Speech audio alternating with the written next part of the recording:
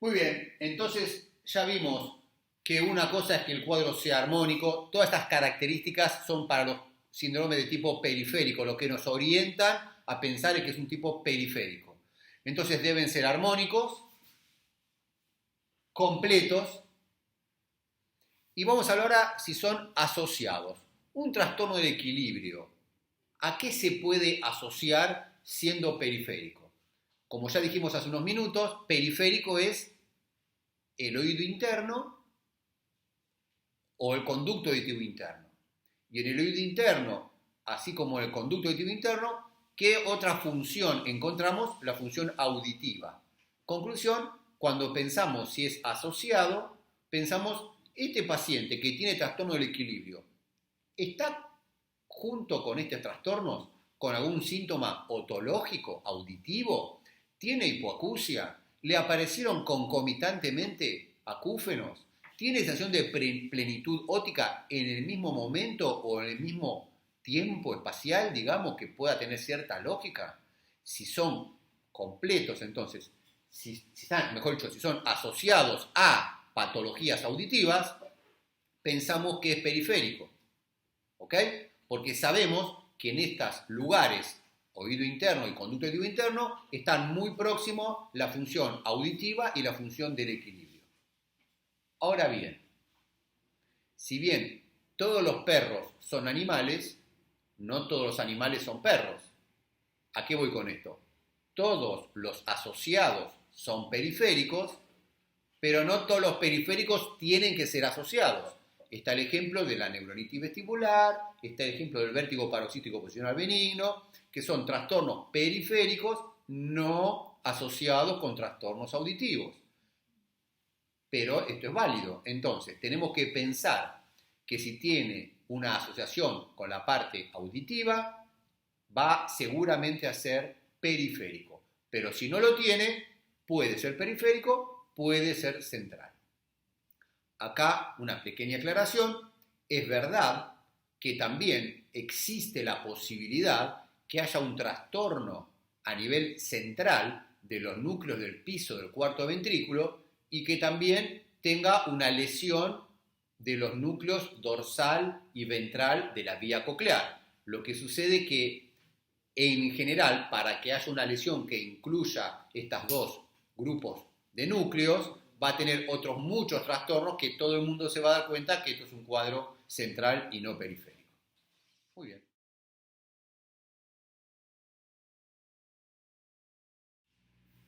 Vamos a hablar entonces ahora de la compensación vestibular. La estructura del equilibrio, del laberinto, es algo muy arcaico en el desarrollo del sistema nervioso central. Y hay una regla en el sistema nervioso central donde las estructuras más modernas regulan y controlan a las estructuras más arcaicas, más antiguas. Es por eso que cuando hay una falla en esta estructura laberíntica, el sistema nervioso central se va a ocupar de compensar. Obviamente, para que suceda esta compensación, primero hay que tener un daño de tipo periférico. O sea que la compensación se va a dar después de que aparezca el déficit. Esta compensación va a demorar este tiempo. ¿Y qué es lo que regula, qué es lo que maneja los tiempos de que aparezca esta compensación? Obviamente, como la compensación la hace el sistema nervioso central, cuanto mejor tenga el sistema nervioso central, más rápido va a compensar.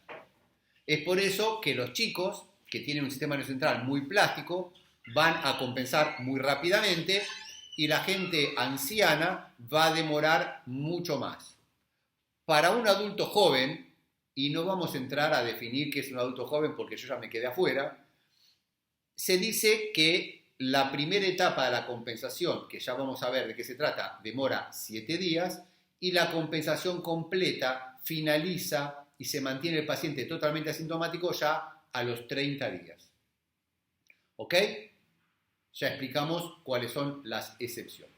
Entonces vamos a ver cuáles son las etapas. Entonces, para hablar de compensación tenemos este esquema que ya lo hemos visto hace unos minutos, donde tenemos el laberinto posterior con los conductos semicirculares, el vestíbulo, la primera neurona, el ganglio de Scarpa, que debía estar mucho más cerquita, pero bueno, me quedó bastante lejos, los 4 núcleos del piso cuarto ventrículo y el resto del sistema nervioso central. Como estamos viéndolo de frente, esta es la derecha, esta es la izquierda del individuo. Normalmente, entonces, sabemos que hay un tono de base, y este tono de base, digamos, son 2 cruces. El oído interno genera un tono de base de 2 cruces, que llegan las 2 cruces acá, y que llegan al sistema nervioso central, las 2 cruces. Están en forma armónica, están con la misma intensidad. Para el sistema nervioso central la información está bien, el sistema de no equivalencia hasta acá no se activa. Esto es la fisiología, esto es lo normal. De repente este paciente puede tener algún trastorno, vamos a hablar en este ejemplo de algún trastorno de anulación, por ejemplo, que se le cayó un piano en la cabeza, ¿ok?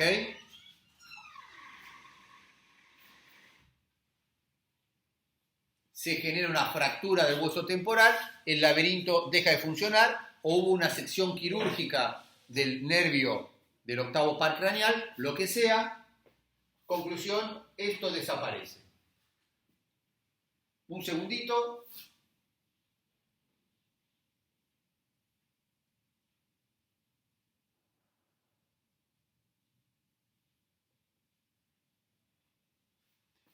Esto me había olvidado de ponerlo, que sería un monigote de qué le pasa al individuo, más allá de lo que pasa en el oído y en el sistema nervioso central. Esto es lo que le pasa en el oído. Antes, cuando estaba cuando estaba sano fisiológicamente, tiene una hermosa sonrisa, tiene 2 cruces acá, 2 cruces allá, y el paciente está en equilibrio, porque las fuerzas que van de un lado son iguales a las fuerzas que van del otro. En este ejemplo, entonces, ahora que se le cayó el piano y que dejó de funcionar,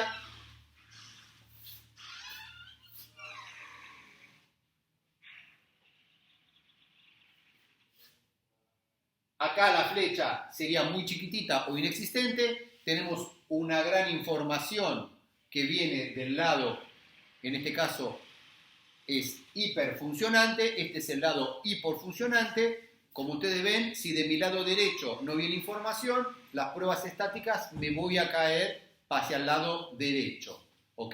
Que es la zona hipofuncionante. ¿Sí? En este caso, con esta zona hipofuncionante de mi lado derecho, como dijimos antes, más allá de las náuseas, vómitos, palpitaciones, todo el trastorno neurovegetativo, ¿qué voy a tener? Ya dije, desviaciones segmentales a la derecha, fase lenta a la derecha, fase rápida, nystagmus a izquierda y vértigo a izquierda. Este es el cuadro que habíamos dicho antes, completo y armónico, por una falla brusca en el oído interno, en este ejemplo, del lado derecho. El sistema nervioso central se junta con los amigos y dice, muchachos, así no podemos vivir. Vomitando, dando vueltas, que todo nos ve, así no puede ser. Tenemos que arreglar esto. Y la forma de arreglar esto, como ya aprendimos antes, no sé qué recursos utilizará, pero yo sí sé cuál es el resultado. Tengo que empatar el partido, porque yo sé que mientras tenga 2 cruces allá, acá, y 0 acá, el partido va a andar mal. Yo necesito equiparar las cruces de un lado para el otro. Y para eso, matemáticamente tengo 2 posibilidades.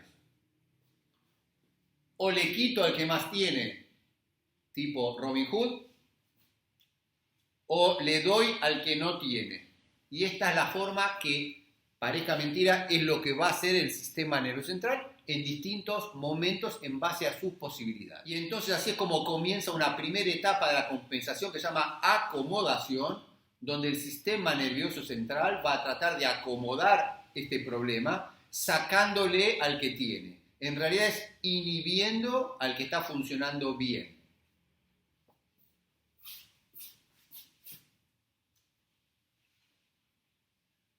Vamos a tener un efecto inhibitorio que proviene del sistema nervioso central hacia el órgano periférico.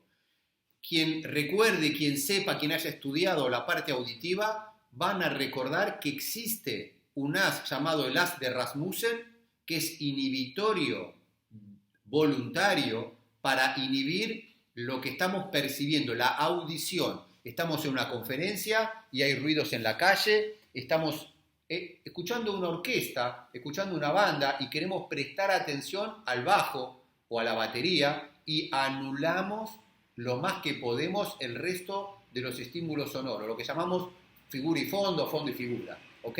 Ese haz de Rasmussen que va a inhibir todos los sonidos para que yo me concentre en lo que a mí me interesa, de alguna manera el primo hermano es el que va a inhibir al lado normo funcionante. De esta manera, en lugar de tener 0 a 2, le va a sacar, por ejemplo, una cruz y media y le va a quedar media cruz acá y ninguna acá. Con lo cual,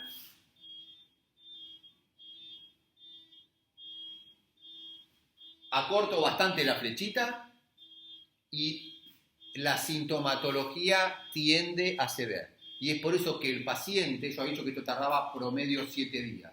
Es por eso que al paciente, si es un adulto joven y tiene una lesión súbita y lo internamos, le podemos predecir que si todo es como dicen los libros, la lógica indica que a los 7 días el paciente está asintomático y que va a pasar unos días muy malos donde va a tener todos los síntomas del cuadro completo y armónico y que a medida que pasen los días la cosa va a ir mejorando.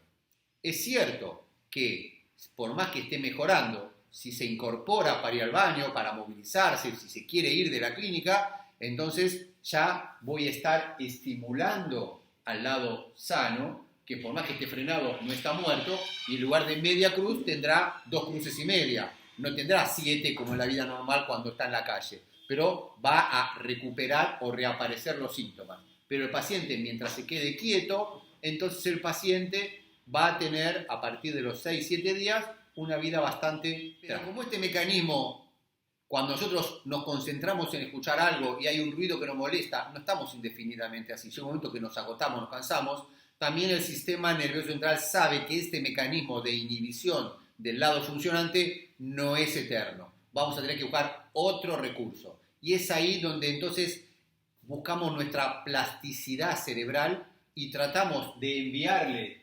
información del lado funcionante al lado no funcionante. Y esto está la plasticidad que había dicho recientemente, donde los núcleos del piso del cuarto ventrículo empiezan a enviarle información a los núcleos del piso del cuarto ventrículo contralateral. Contralateral. Entonces, es cierto que de este lado el nervio está cortado, es cierto que de este lado no llega ninguna información, pero dadas las conexiones del sistema nervioso central que se habilitan canales existentes e inhabilitados o se desarrollan canales nuevos, dado a eso, entonces, cada vez que yo acá, del lado funcionante,